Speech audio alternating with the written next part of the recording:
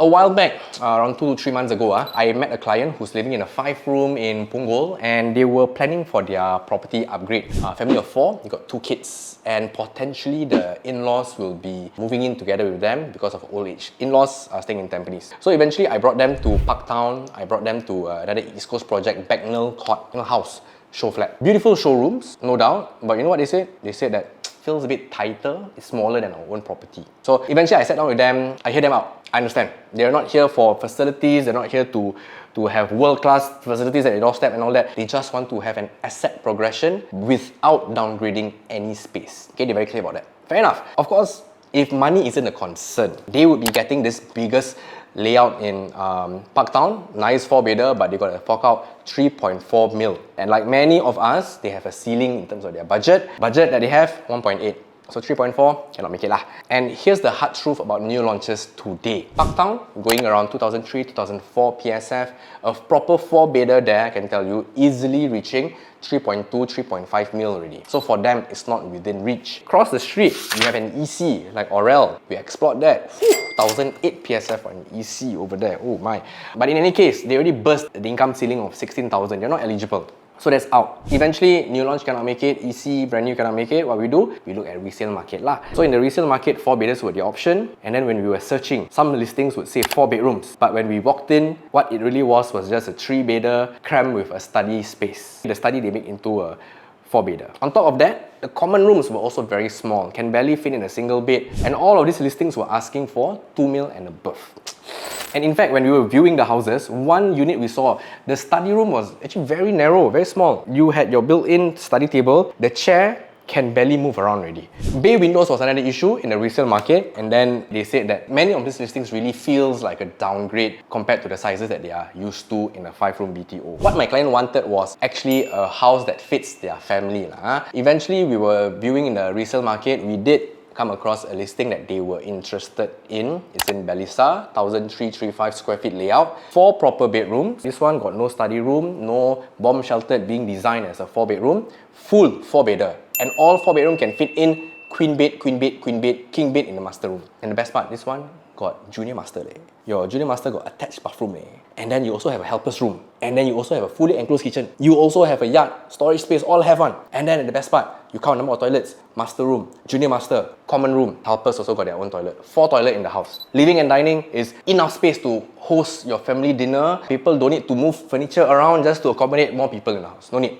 This layout, perfect for them. Premium layout, whereby your landscape living, your landscape layout that allows more light to enter the house, right? And on top of that, you have a separate dining space. This one, perfect. Your kitchen, look at the layout. I'm not done in the layout actually.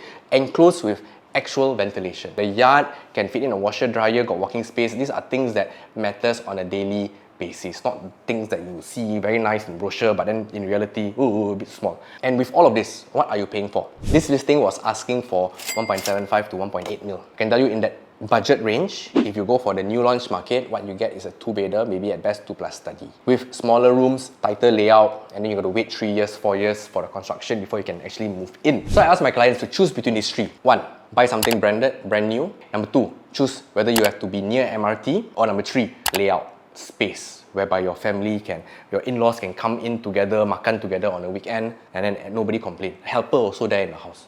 Right? No need to squeeze around. So clearly they said, number 3, more important. MRT, never mind, can sacrifice, can take bus. Kids can take bus, they learn.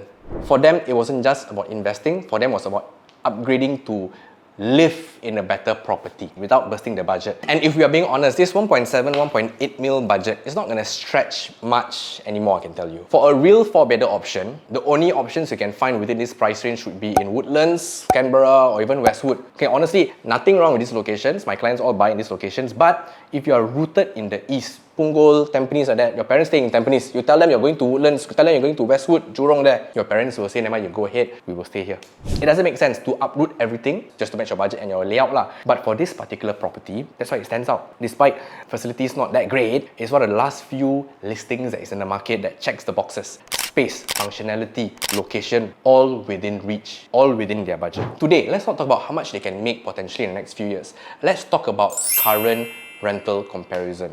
Something new in our channel today. Let's compare. The rentals for the 4-bedders in Pasir Ris easily 5 to 5.5 per month. That works out to be around 3.3-3.7% gross yield on the purchase price. It's not the kind of rentals that would excite an investor, but I can tell you it's a steady rental. And more importantly, there is a strong demand for such family-sized 4-bedders in the market today. It's always strong demand. Because when people outgrow their HDB, just like this client, when they outgrow their HDB, they look out for such layouts. 4 big rooms, got second attached, that's a big bonus. This is what they can accept. So, who buys from you down the road? This is your exit strategy. You don't just buy to stay, you have to buy with your future buyer in mind. Now, that's why I talk a lot about this consumable properties concept. You have to buy homes that people actually want to live in, not just homes that are small and compact and then that makes the price cheap. You have to find a property that's livable, that's lovable, and then eventually it becomes sellable. Ooh. Because you have to understand, the next buyer buying this 4-bedder option anywhere in Tampines in Pasir Ris, alright, will be another family. And these people would be looking out for space, for logic, for budget. They will not care so much about brand new. Okay lah, can afford, go for brand new. But then the trade-off will be there. Space, not there one. Let's be transparent. There are trade-offs to this project, okay? It's not perfect, and if you follow my channel long enough, you should know that I used to actually stay in Belisa. I've moved on. I bought a resale unit there. I sold off. So I can tell you, personally, I found that this project not near any MRT, and the facilities are very, very basic. You have the swimming pool, you got tennis court, you got gym, but everything just not wow enough. Yeah? The wow factor is not there. Potentially it's because the land size is small. It's a compact project. It's potentially the smallest EC you can find in all of Singapore. And there's actually one block whereby when I was selling other units there, the buyers would say that feng shui not ideal because it feels like there's a road from Pasir Ris Beach coming down, cutting into the block. Feng shui reasons, not ideal lah. This project does feel like it is entry level, especially when you compare to the world-class facilities of your Coco Palm, your Palette, your DNS, all very nice ones. But I can tell you these are the very reasons why this project, this listing is still asking at 1.75 mil onwards. That's what gives it the value today. No hype, just honest, good listing. Now, my final thoughts before you overstretch. Here's what I say. If you've built up value, equity in your HDB, you got your CPF, you got your cash profits, and then you want to upgrade, does it really make sense for you to upgrade to something new but much smaller? Smaller in the same location.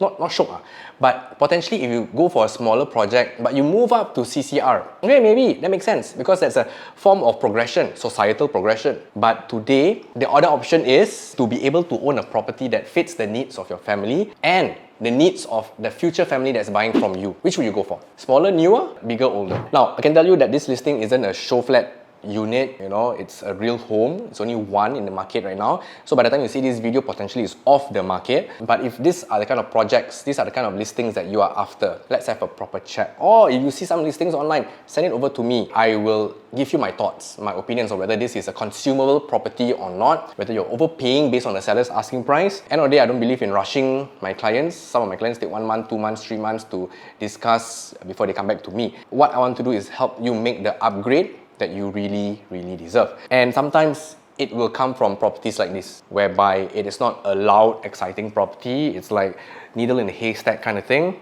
In any case, you know what to do. Before we go off, please like, subscribe to my channel, share this video to your friends so that it gets the traction that will help me continue with my videos. Alright, see you guys in the next video. Bye-bye.